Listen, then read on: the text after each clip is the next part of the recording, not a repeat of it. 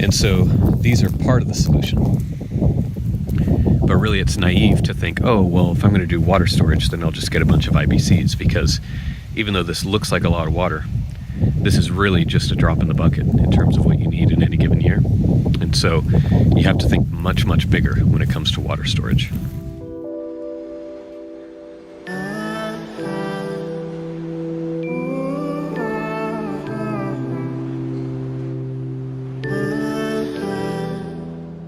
You can think of this video as the video before I start making all the big changes to this area. This little flat area was the build pad for my upstairs neighbor's home. You can see their home right there. So this was, you know, the excess fill dirt from their build pad that was pushed over here. So it's nice and flat, nice and wide.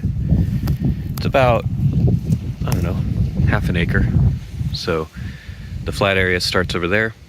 You can see there's kind of a edge all along here, and then there's a drop off, and then the naturally formed land is below that. So this whole area is nice and flat. It was bulldozed.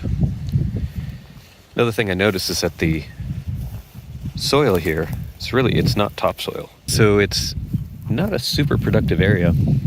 And the last little thing I'd like to mention is that it's at the top of our property. So our property goes over to that back corner, all the way down to a corner down there, all the way over, and then all the way back up. So our property's triangular, and we're at the very top of the triangle. And it's all downhill, about a 5% grade, all the way down. And so in terms of holding or storing water, this is really the premium spot. And just as luck would have it, this whole area is nice and flat. As I've come to understand our property, I've realized that this is really a tremendous opportunity for water retention, water catchment. And so what I've decided to do is turn this whole area into an artificial wetland. Got a holding tank down at the bottom of the hill. And what's going to go in that holding tank is actually water from the road. So over here, the road along this side of the properties, we get a ton of water every winter during big rain events. And in California, it is legal to collect stormwater runoff. And that's exactly what this is. It's stormwater runoff. So I'm actually going to install a subterranean passive collection line right there at the gate. And then that passive line will run down the hill into that holding tank. I'll have a pump station down there, and that holding tank will be connected to this area up at the top of the hill. And I'll be able to pump that water up the hill. I've got these IBCs over here. There's 24 IBCs. Well, there will be. I'm missing 2 at the moment. I sold 2. But I'm going to put 2 back, and then I'll have 24,000 liters of water in those IBCs this winter. And that sounds like a lot, 24,000 liters. But really, that's just a fraction of a fraction of a fraction of what you use in any given year. And if I were to build water storage for what we actually use in a year, this whole thing would be covered in water tanks. That's obviously not practical. So what I'm going to do is I'm going to turn the soil into a holding tank of sorts, right? So it won't be a pond. This isn't going to be a pond. But what I'm going to do is I'm going to dig infiltration basins. So all along this edge right here, this is the artificial edge where they did the grading, where they did the bulldozing. This whole area where it's up to that edge, I'm going to dig infiltration basins, and I'm going to pump water up the hill, and I'm going to store that water in the soil. So I'll pump it into those infiltration basins, and it'll soak down into the soil, and it'll start to run downhill. That's what it does when it goes down. As it hits layers of soil where you have a differentiation in the soil texture or the soil density or the soil porosity, basically over the course of the season, any water that's pumped up here will begin to slowly make its way down the hill. So just as an example, this area down here, this is all going to be nursery beds, trees and shrubs and everything growing in the soil. They'll be able to reach down into that soil profile and pull up all that water that's being infiltrated in the infiltration basins here. Further down the hill, we'll have more water running underneath the pavement there, and down into that area. And so then any deep-rooted perennials that I have there, say alfalfa or vetch or my trees and stuff that I'm planting down there, will have access to that deep-seated water. And of course, it'll allow the roots to grow nice and deep, and that means I'll be getting organic matter deep down into the soil. Lots of little infiltration channels as the roots die and start to rot away.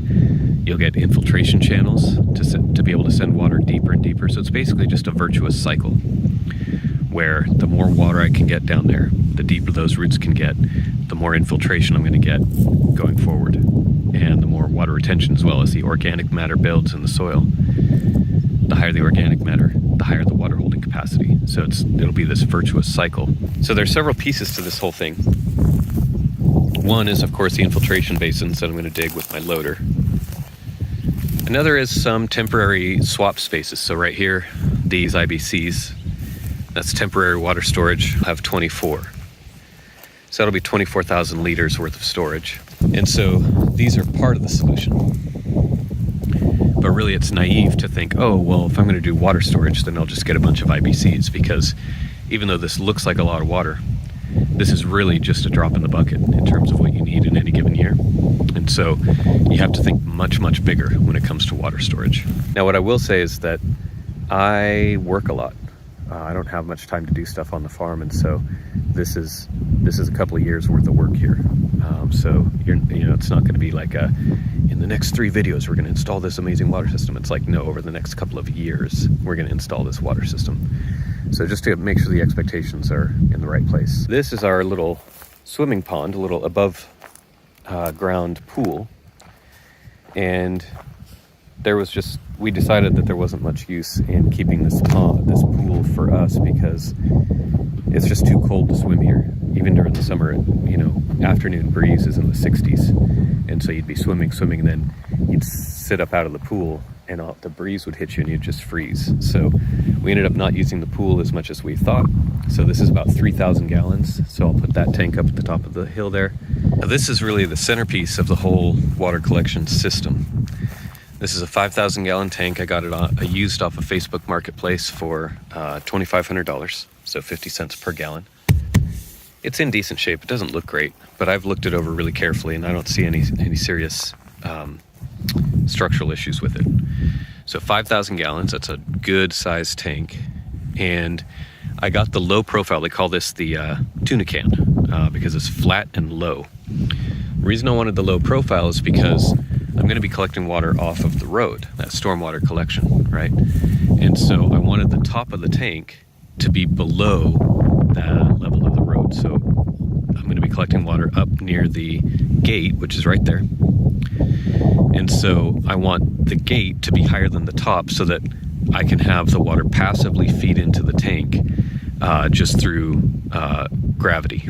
And so as long as the top there is higher than the top of the tank here, then I know that the water will passively collect into the tank under the force of gravity. So I'm putting it down here, and then the pipes are going to run all the way over there to that back fence, and then up the hill to the area that we were at earlier. So there's going to be a pad. I'm going to have to build a pad down here for the tank, so probably put it right about here. And I'll have my pump. So the pump, I'm thinking either solar power, or I can run a line to this back room here. And so I'll have a little pump house with lines that run, like I said, all the way back to that upper part of the property up there. And that's how I'll get the water up the hill. And I'm going to have lines that come down this way. And so I'll be able to irrigate these lower parts of the pasture as well. So I'll be able to irrigate over here, and I'll be able to irrigate over here. So I'm going to have lines that run down this way. And then those lines will branch out to supply points into the pastures. And all this will be fed with rainwater. Okay? Now, like I said before, the real benefit of all this is all the water that I'm going to collect off of the road. All that stormwater runoff is free water that if I just didn't collect it at all, it would just run down along the side of the road down here, and you'd never see it again.